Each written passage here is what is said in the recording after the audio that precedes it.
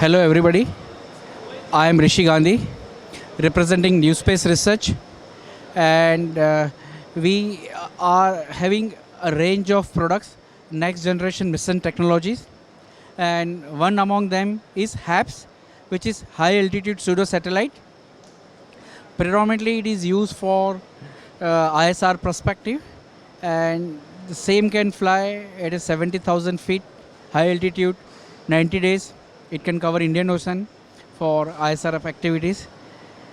Apart from that, we have other range of product, which is our Beluga, a mothership. The core objective of that bird is long distance coverage at high speed.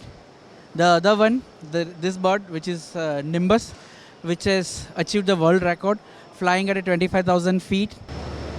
Newspace Research and Technologies Private Limited. We started our operations back in 2018. We are focused on largely looking at technologies which are on the horizon or beyond the horizon. And we understand that there is going to be a dynamic shift in warfare.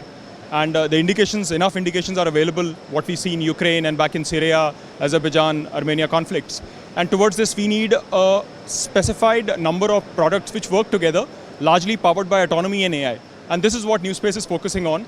We call this mission as next generation missions and technologies. What you see here across is exactly that. Some of them are already embedded with the government of India's Ministry of Defense's vision.